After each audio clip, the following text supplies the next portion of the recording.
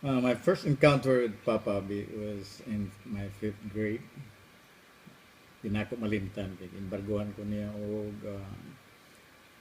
sa kakasing og guma, uban ni Sergeant Apilang. Og anang same school year, nakita po na ako siya up on stage, nga nagtaod siya gribon sa iya mga anak. Dili na ko malimtan kay usa sa gitaodan og ribbon si Merna nga na third honor po sa among class. Wa tod ko kaila sa uban niya mga igsoon pero nakita na ko nga nagtaod sa ribbon sa katong walay mga sapatos ug sinilas nga nisaka sa stage. He was the man of the night. He was the man of the day. I envy him so much. Naumol sa akong panamduman nga ako siyang i-follow or surpass him or equal him. I never thought of that man that I would meet someday until some years went by. Maybe God directed me towards him. Sa pre-pamalay, kamulong, mo po na hindi na ako malimtan kay at that time, Lorna, nagtimpla na akong binti, tuba nga gibutangan o tsokolate. Kay ingon ni Lorna, may nang binti kay mahatag nagjuteng kaisog nimo nga makigatubang ni Papa Abi.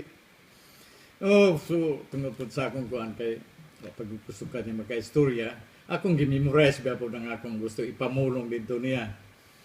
Gikan sa balay na memorize na din ako nga akong ingnon siya nga Tio Abi, pwede ba na pangayoon ang kamot ni Mirna para sa among salag sa kaminyoon. Oh, tuod man memorize na ako kay sa street pa mga pila man to ka kilometro gikan sa restaurant ni Mama Padlong sa ilang paklibar nga hapit ra ba ko balasot atong balay. Dayon na-memorize na ako. Sa pandiha na nga nakainom na kog binti ni kurog man gihapon ko igo ra man ko na kutob ra man nga mahimo bang akong pangayoon. Wala mo ko kasumpay dayon ni sagbat bus Papa tabang ko siya sa may mong pangayoon. Akong ginauna og mayon sa may mong pangayoon akong ingnan nga pwede ba pangayoon ako nga kanang tawag ko nimo Tio Abi himo na lang akong Papa Abi. Og gibutan mo siya nganong Papa Abi man. Nalibog na pag saya ako isulti ni ingon lang po ko nga mo maingon ni Merna nga yang tawag niya nimo Papa. Pagkaduyong niya nga Merna kurog po siya. So naumol na mo ang sa desisyon nga mamalay mi sa mga 5 days after. That was Tuesday. Tuod man dito sa pamalay nakita na ako. O yan daman jud ko niya kay nakita daw ko niyang nikurog dito gyud mi gipatawag sa kamirang duha dito sa balkonahe ngit-ngit kayo wa gani kandila walay lamparilla kay wa gyud elektrisidad ang panahon na Petromax ra dito sulod sa balay. So I have more freedom to talk. Kay in darkness there is more freedom than in daytime. Kay di gyud makita ang facial expression kay kanabiyang ko ang atong facial expression mo na makadugang po sa kakulba. Nangutana raman siya dayon nga unsa man gyud ang imong tinguha ni Merna hugot ba gyud. So wala dayon ko kasumpay pero nakauna naman ko nga kani makabawi na daw ko sa akong kasing uguma ni kay nangutana man. Ko yes. Naadto dayon mi nakaumol mi ni adto dayon mi sa salog the following day. Dito na pirmahan na mo ang lisensya sa kaminyon. Pagpirma gyud niyan ko na makabawi na gyud ani. Iyang gihatag na ako dili lang sa kakasing, iyang gibalik duha gyud kakasing kay kasing-kasing man ug gugman ni Merna ang akong nangkon. Mo na ang nahitabo nga dili nako malimtan.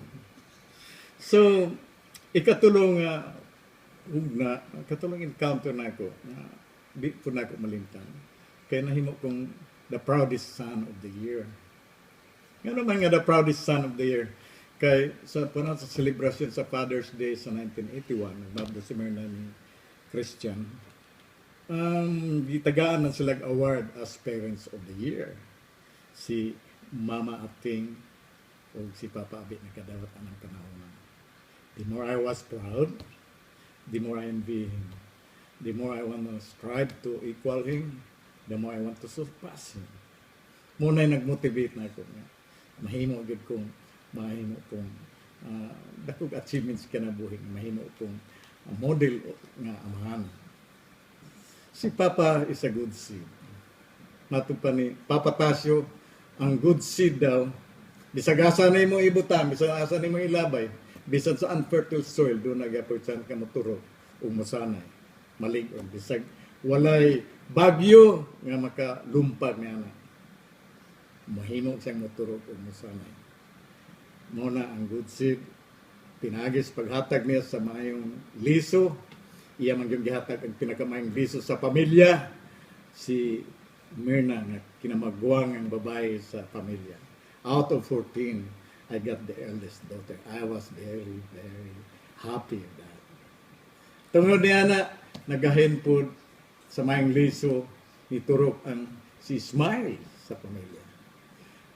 Bisan sa among absence sa ilang pag-take care, tungod kay doon na sila may nurture nila ni Papa Abi, uban sa akong mga sister-in-law, my brother-in-law, my sisters and my brothers in Salog, nahimong responsable ang akong kinagawan si Lambert. He took over, he took care of my other kids, si Seljik, si Chatsa, o mga got good respect, big respect to their kuya. Muna nga, nahimong lang kuya lang instead of Kuya Smile. O si Smile, ako yung ikapasigarbo kay siya usama gyud ka ehemplo sa usa sa mga kinamagwan niya. Og niturok po sa mga liso si Siljik and family. Karon nihatag po siya sa ang representasyon kanamo. In our absence, there always replacement. In our absence, there's somebody to represent us. Si Siljik mo ni represent kanamo karon sa iyang hayag. Og dili lang silang duha nga ni-represent. Si Chacha ni-represented us during his lifetime. Ni okasyon yung bisita o ba ni Budida para lang makakita ni Papa Abi. Para lang maki-ambit ni Papa Abi. So, kana mo'y ako nakita sa gihatag na panalangin sa Ginoo. Gihatag sa mga panalangin sa mayong liso. O usa po niya na ang ikaupat na kong anak si Ana. Nakahatag po siya upan. During Papa Abi's visit in LA, Ana nakahatag siya o pakigbahin kang Papa Abi. During nga kulapso siya sa iyang kama, sa aming sala, kay si Papa Abi, doon naman sa mag-syncope, si Ana ni Tokyo. So, when we were not there, Ana took over. Took care. So, wala rin yung napasagana mo si Papa Abi. Doon na ni-represent us to take care of him. Muna, nga, si Papa Abi is a good seed. He's a great loss to the family, but a great gain to the world.